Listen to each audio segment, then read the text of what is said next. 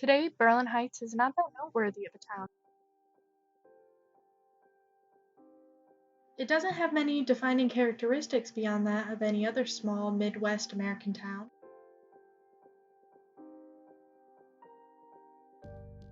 Yet 150 years ago, it was known for something that even today is still considered a controversial topic.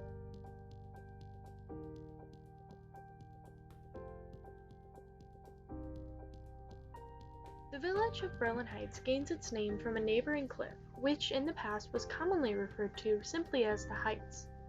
And though it is situated 4 or more miles from the shores of Lake Erie, it rises abruptly, 300 feet or more, which oddly enough creates a beautiful view of the lake. Though it is not just the lake that can be seen, but the entirety of the intervening countryside in almost every direction.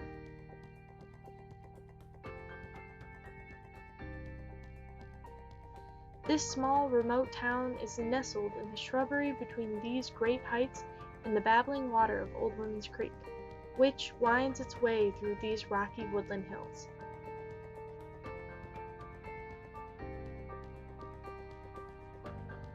Always been a scene considered romantic and inviting to not only lovers of nature, but artists, poets, writers, and those in life who dream to delve into the mysteries of one's own mind.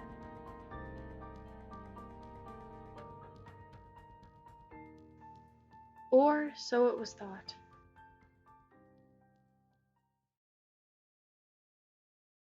When I had first heard about the Free Lovers of Berlin Heights, I honestly didn't know what to think. Ever since I was a kid, I had heard about them and how they were hippies and swingers and prostitutes gallivanting nakedly amongst the fruit orchards, which the idea was honestly pretty laughable. But I wanted to know more about them and more about who they actually were. So I thought, why not ask some locals?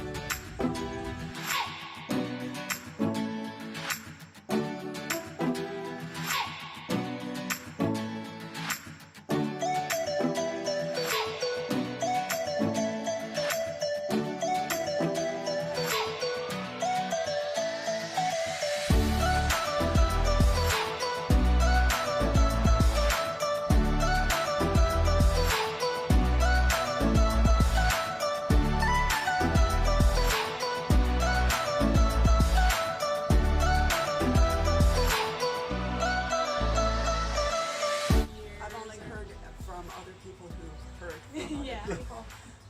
As most of us have. I just know there was a colony.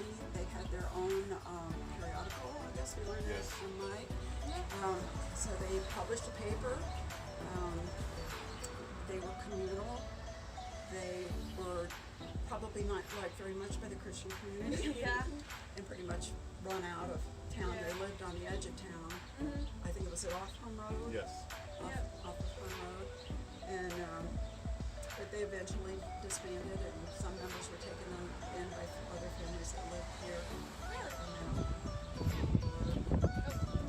Not really cultish, but it was just a commune of people that came together for their good purpose. Basically, Yes. like Mormons. Yes. There were a lot of those kind of communal communities in the United States at that time. So they weren't that unusual, only that it was unusual for this area. For a small town. Yeah. Got a lot of small publicity. Right. How many newspapers did we used to publish here? Yeah, there were quite a 17, yeah. 25, something like There were that. quite a It's few an over the years. amazing number of people printing in this town. They were, as a commune, they weren't financially really well off. Yeah. I've just heard that they went around barefoot, Oh yeah, I was reading about not that. real clean. You know, some of them lived in tent communities, Yep. but It'd be a gypsy-like yeah, feel to gypsies, them. which didn't help their reputation. Yeah. Not to the upright standing citizens of the community. Yes, I worked in the library. Oh, so like you've heard of them before? Oh yeah. So like what have you ever heard about them, or do you know? This was quite a promiscuous place. Had lots of springs and things down in there. Springs, what? Swimming? No, Underground Springs. Oh. It was noted for a place to come for health. Oh, the water cure? A lot of rumors like I've heard rumors that they were all prostitutes or they were all swingers and that they had some sort of hotel. But I don't. In doing my research, I don't really think any of that was actually true. I think it's just kind of. Didn't they live at a place down by the lake? Our family's been here since 1822. Really? I've been here all my life. I'm the seventh generation of a Tillinghast family farm up the road here. Oh.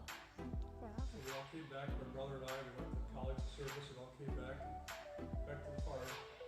I did a little bit later in life, probably as a teenager and beyond that. What I always thought about it was, and what I've read about it, what I've heard about it, it sounds to me like it's a experiment in communism and socialism that went wrong. It never works. Because of our human nature, socialism is never going to work. Even on such a small scale. Right, even on a small scale. It didn't really seem to work. I feel like this one though is kind of about the people, more like not the people in the group, but the people outside of the group really didn't like them. The communism accepted it. I'm not sure how long they were here, but they, 3 years, maybe about 3 years, so it's really kind of a short experiment. They were out. Really? I think it was maybe only a couple people actually ended up. What I've heard, a lot of the people didn't really make them feel welcome in town. That's what I've heard. Not being here, of course, that was a little bit before my time. Well, yeah. But I think as a rule, generally speaking, probably townspeople weren't really comfortable having it here. Because like most small rural towns, we're very conservative by nature. And that was kind of a radical idea.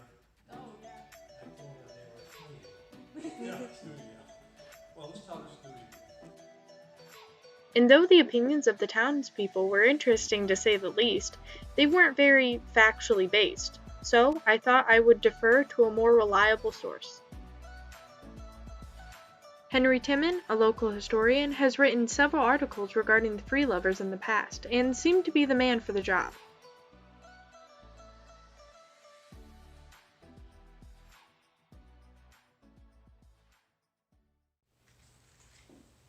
So I started the camera, but I can edit all of this just like beforehand stuff out.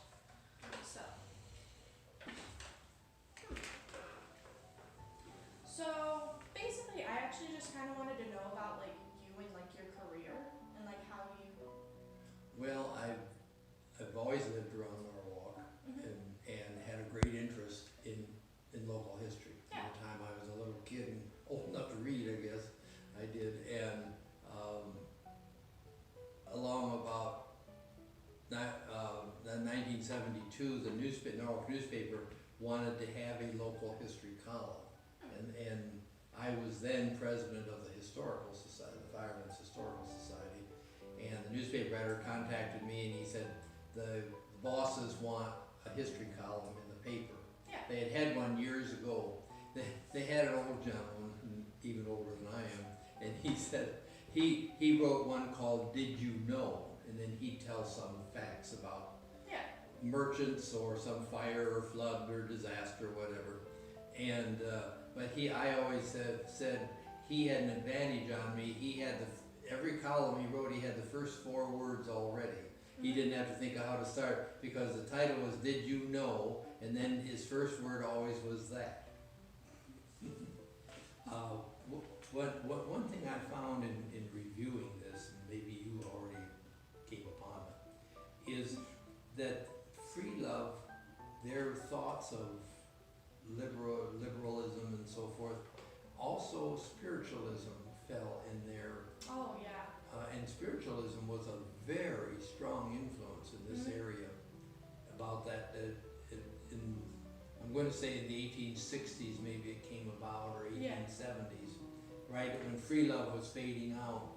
Spiritualism became very strong, and they had actually a spiritualist church in Norwalk. Really? That the people went to. I don't know who they communicated with. You know what spiritualism is. It's communicating with those who have died. That people, they believed that life went on and that they could communicate. You know, they had seances. And Hudson Tuttle with his. yes, Hudson Tuttle. He had his little Hudson Ouija Tuttle. board thing. Hudson Tuttle always did not define himself as a spiritualist. Which I thought was but actually they as much were as anything. I think at times there was are you familiar with, over by Ehovie, where on Route 250, there's that service station and convenience store there, and right behind it is a big brick house on here on Avery Road. It has Yeah. columns now, it didn't used to have, it does now. And in the 1870s or 80s, that was fitted up with seats and pews, and not pews necessarily, but seats, chairs, and an organ, and they had spiritualist services there. Really? The people that owned it and and Hudson Tuttle went there and gave talks. So if he wasn't a spiritualist, I don't know why he was in a spiritualist church. but that went on for quite a long time, then that spiritualism thing faded out, and Yeah. it didn't last. But a lot of people had seances. That was very common. That I'm not sure people would put up with it now, although in a way I think some people would think it was cool, but I think most people would be opposed. So who was like, to you, like one of the most interesting people during this time period? Just like someone who you found like in your research and it just kind of intrigued you, or they seemed like an interesting character? Well, I actually think Francis Berry was to me, because he was a very bold leader. Mhm. I mean, that he drove his wagon load of pamphlets right down the street. I mean, to me, I bet it wasn't very popular to be seen on the street in Berlin Heights anytime. And I'm sure that everybody in Berlin Heights knew if they saw somebody, they knew that's one of them. They knew that was one of them. And the one farm there were some, I know Hum Road, but there was a farm straight north of town here too. Really? That, again, talking to the value of newspapers, I came across an article, and it's still in my stuff that I've not dealt with. I have some of this stuff, and I have it that I'm going to deal with it sometime for a column. But it was it said the Free Love people lived on the farm now owned by Mrs. So-and-so. And I did hunt it up, and it was down here on 61 North, about where Cornell's have their machine shop there. Down on the left-hand side. And that apparently was where, now Bill intimates or also this thing of Mike Casey's, that they bought a farm and owned it all together. I've never known of them actually buying a farm. They may have contracted to buy one. But I don't know that they ever paid for it or took title to it. And I've got to hunt that, now that this inspires me to hunt that thing up and see if I can find back from that lady, go back in the title, the real estate title, and see who all owned that piece of property. But it was a farm right straight north of town, which may have been where they first picked out, or some place that they could rent, or they could buy it on a contract. But I don't see where they'd had any money to pay for it. What was a topic that most interested you about them? Well, with Francis Berry is the fact that he was so active in trying to get, as you see, before the Civil War, no church denomination wanted to go against slavery. Because, for one thing, especially in the South, of course, the members were slaveholders, and who was going to kick out their nice members, and if they withheld from you the hand of fellowship, that means you weren't welcome in church anymore. I'm extending you the hand of fellowship, but if I withhold it, it tells you that you're blackballed, you're ostracized, and. But around here, it was the same thing. The churches around here did not want to deal with that subject. Even in the North, it was hard to get a denomination to agree to vote, even bring it to a vote. And as I say, this Baptist church in Berlin Heights was a long time. But Francis Berry had a lot to do with it. But I don't know whether he really was a member of it. I'm going to have to check on that sometime, see whether he actually was a voting member, or whether he just simply trying to get them Yeah. to Had enough influence. you could get them to vote on it anyway. Yeah. But I know it took a couple, 3 years, I know that much. They, of course, disbanded, pretty much ended by about 1875 was about Yeah. the last that they were here. And you can see the difference from 20 years before, from 1855. Things had changed in the country, that is, progress was coming, the Civil War had come and Yeah. gone, the laws were passed giving women more equality, more Yeah. rights, and slowly but surely, Yeah. pretty slow.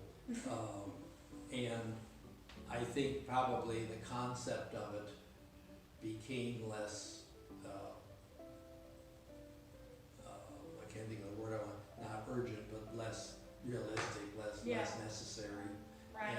And around here, if they had started planting orchards or convincing local farmers to plant orchards on their property, they'd accomplished a great thing if they did that, because that, still, Mhm. there are orchards and orchards, there are peach and apple Oh and yeah, I just think that's such an interesting thing. The fact that like they contributed so much to like how Berlin Heights is today. yes, Like, yes, Samuel Patterson, who built the basket factory, he was a free lover, but yes, and like we still have the basket festival named after him. We have that big basket in town. Like, yeah, yeah. But the free lovers as a whole were a group of people who weren't liked in town. But it's a crazy thought that they contributed so much. They actually did. They left a lot behind here, and probably brought about some of the things of women's rights. I would guess any of those who died wouldn't have ever had a tombstone because they didn't have no money. They didn't have any extra money to go $75 or whatever to plunk down to buy a tombstone with, which those days $75 was a lot of money. Yeah. I just wonder where they'd have allowed them to be buried, whether the township would have allowed them to be buried up at the West End Cemetery, which is down near the west end of Main Street. Yeah, that's right across from my house actually. Oh, really? Oh yeah, I used to walk over there all the time as I a have kid. a lot of ancestors buried Mhm. in that cemetery, a lot of my mother's family. And, but I wouldn't think the Baptists would have allowed them to be buried in the Baptist cemetery. Well, I don't really have much else. Well, thank you. Thank you, like so much. Like that was, I don't know. I've just done so much research into this. I just love talking about it at this point. And now it was time for me to start doing my own research over the free lovers of Berlin Heights. And the story that I found was interesting, to say the least.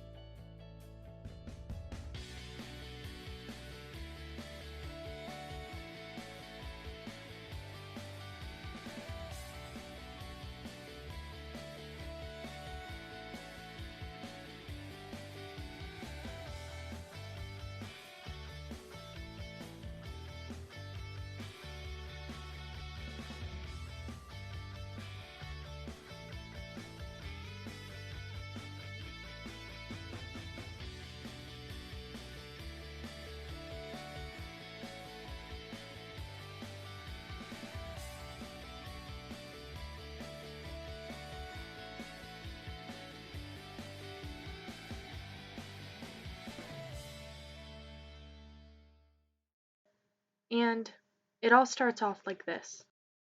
So for the leaders of this so-called revolution, I would have to refer to Hudson Tuttle and Francis Berry. During the 1850s, these two young bright youths were engaged in the investigation of spiritualism, in studying the testimony of the spirits concerning social conditions in the spirit world, and comparing those conditions with our social relations here on Earth. These students came to the sensible conclusion to evaluate how we structure our lives and base society around that of spiritualism. And in these societies, law-enforced marriage just really wasn't a thing. The only bond was love. Intrigued by this idea, Francis Berry decided to gather his own followers in the subject. And though Hudson Tuttle started to kind of disband from this group, Berry made his first public move and called a convention in 1856 for those interested in sex reform to meet at Berlin Heights. At that meeting, it was determined to establish a colony of what they called free lovers at Berlin Heights. Therefore, in 1857, Sophronia Powers purchased the Davis House, a grand hotel located where today's post office now is.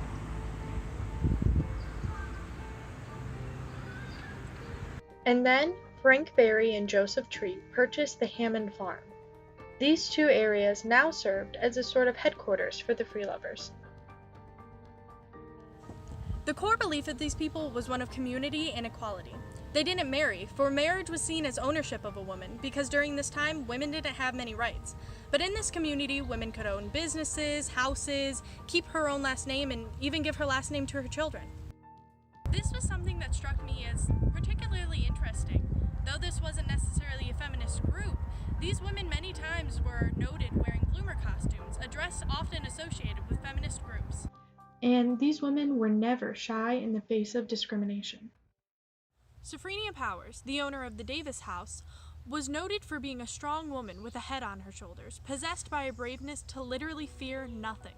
Once when a group of lawyers entered her hotel and asked her for prostitutes, she quite literally threw them out. Her doing such things at this time and standing up for herself was considered scandalous. But this was far from being the only time that these people were discriminated against in town. Though these people sought to live in harmony with the rest of their community, that was just often never the case. From the beginning, there was much prejudice in the village against the movement and against all who participated in it. One of the first forms of prejudice that started to pop up in Berlin during this time was the exclusion and isolation of children of all free lovers from public schools, due to the horrible treatment that these young children received from other classmates and adult members of their community as well. These children were drove out of these places of learning.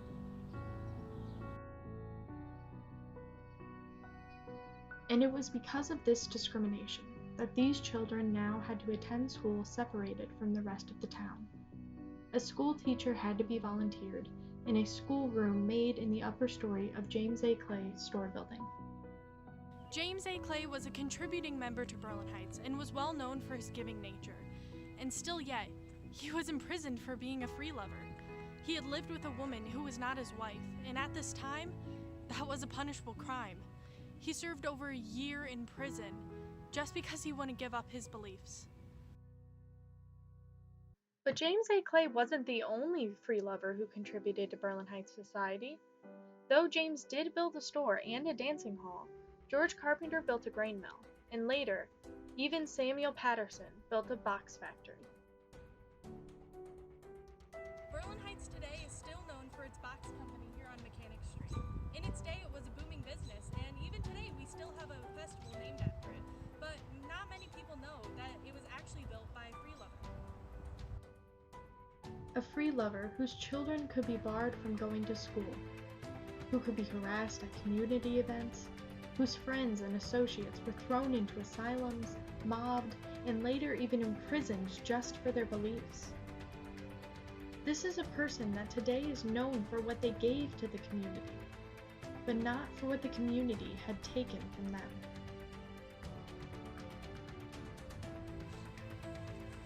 While the convention of 1857 was underway, the Davis House was extremely crowded, and this caused some alarm in the community, and so they called a meeting, basically telling the free lovers to get out of town if they knew what was good for them. And while some members of the community feared mob violence, the church party, however, was determined not to hesitate.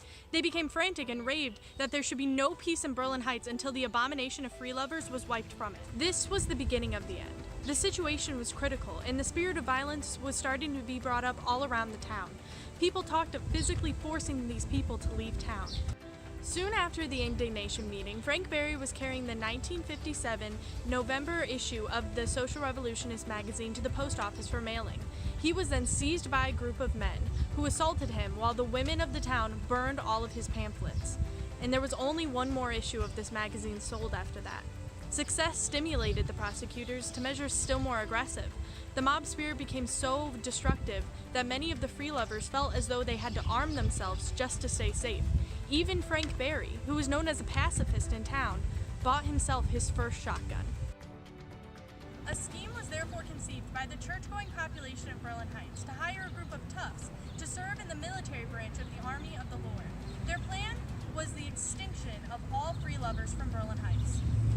Yet somehow the free lovers were informed, and they became armed and prepared for war, despite their usual non-resistant behavior, but no one dared fire that day, and the victory was considered to be for the free lovers. But this was the last of their victories.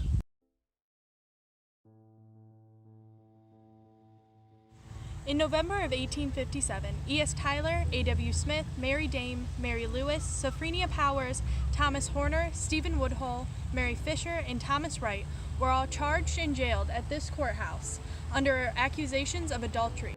While attending trial here, all but one woman wore bloomer costumes and were considered to seem cheerful, if not downright defiant. And the only woman who didn't, of course, was Mary Lewis. Mary was a young woman who had run away from her husband and moved to Berlin Heights with E.S. Tyler.